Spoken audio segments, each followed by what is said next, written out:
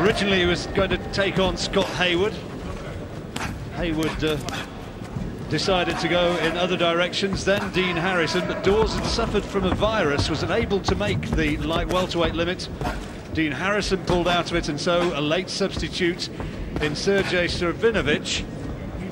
So Daws having to follow and trying to look as impressive as John O'Donnell did in Norwich last year, when he actually managed to stop Savrinovics, which doesn't happen too often. In his last fight, the Latvian went the distance with the Irish prospect Henry Coyle, and he's also been 6-round points distance with good British fighters in Young Muttley and Neil Sinclair, so he knows his way around the boxing ring. He certainly does. It would be a very, very impressive performance from Daws if he could get the stoppage. However, I think what's probably in his mind right now is just to get the rounds without making too many mistakes. Daws up to welterweight tonight. Normally a 10-stone man. I thought he was massive for a light welterweight, but is equally just as big at the welterweight division.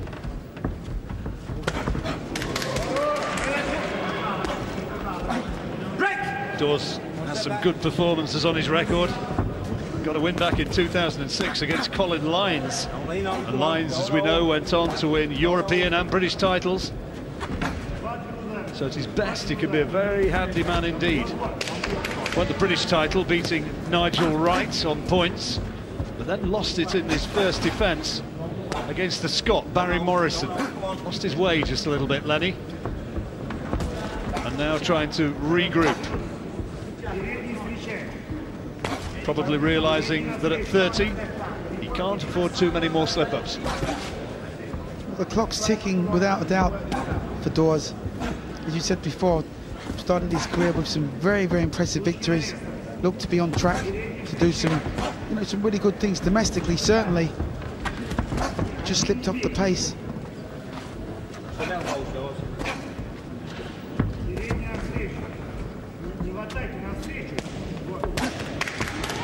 Decent body shot from Savrinovics.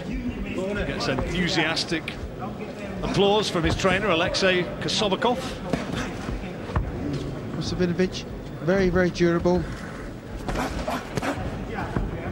Should be able to take Daws his best punches at least. He started quite well, Savrinovics. Given Daws plenty to think about in this opening period.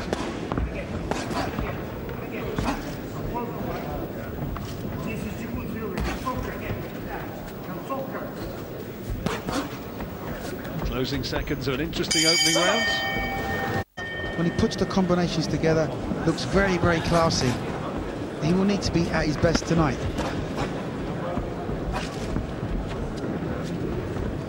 Tall figure, Lenny Daws, for a light welterweight, just under 5'11".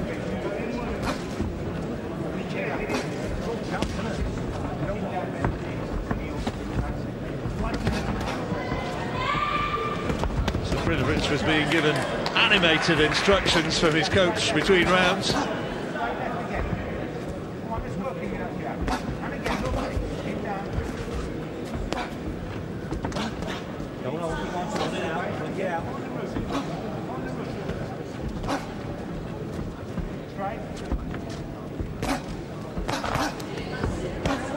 Been a professional now 5 years, Lenny Daws.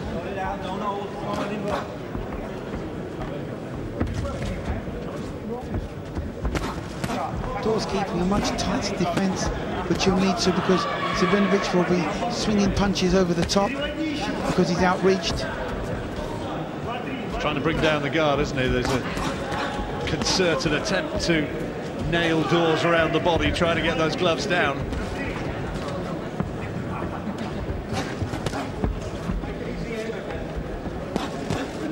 And Daws always fights at a good pace. Always keeps the punches coming. There's a streamline coming through, nice and steady.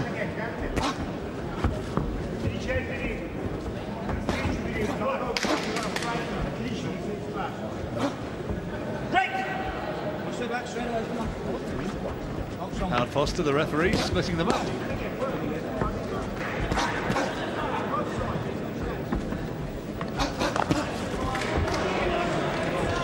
It's good work from Daws. putting his punches together nicely. Well, he should feel a lot stronger at the heavyweight division. But there goes Savrinovics now. He's looking for the uppercut. You know, outreached, can't out-jab Daws. Doesn't look like he can outwork him in terms of punch economy. Just got to get on the inside and start bringing the uppercuts into play. Break down Daws' defense if possible. Got a good chin though, Lenny Daws, hasn't he? Absolutely, has got a good chin.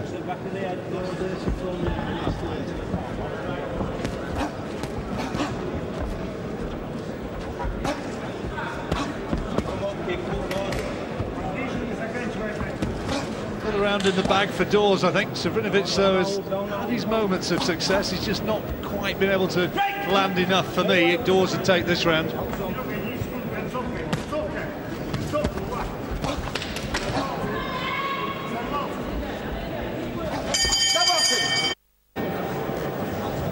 Third round.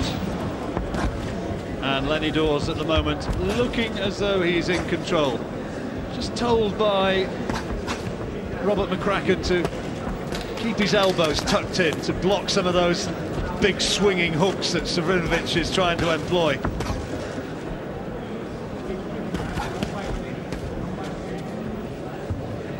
Daws would have the added incentive knowing one of his stablemates has beaten Savrinovics in O'Donnell. That will give him an extra bit of a spur to get the job done quicker perhaps, or to at least be equally as impressive by way of stoppage. Paul McCloskey, the current British champion. A lot of talent in the light welterweight division. The Josie Alusagun, the Commonwealth title holder. And he's due to defend against Scott Hayward. There's some of the other names, of course.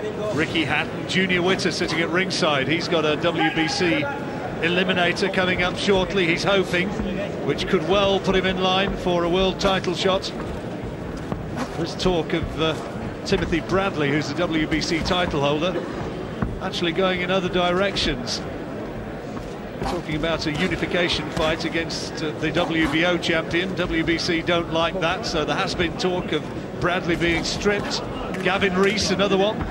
Colin Lynes, David Barnes, Willie Limond. The list goes on. A lot of talent. A lot of talent in the light welterweight division, and you know, he can feature in any of those fights any given time. It's a good right hand from Savrinovics. Daws doesn't want to leave himself open to too many of those. Every now and again Savrinovics will just throw a punch to keep him in the fight, but he lands quite cleanly against Daws. That's the worry for me. I'm not quite sure what the severity of this virus that Daws suffered, how badly he was affected. But the further the fight goes, if he has carried some sort of a problem into the fight, well, it just might be the further the fight goes, the more his stamina is going to be tested and his fitness, and if there has been a problem, well, it will sap his strength, undoubtedly. But I don't think he would have taken this fight if he wasn't anything other than 100%.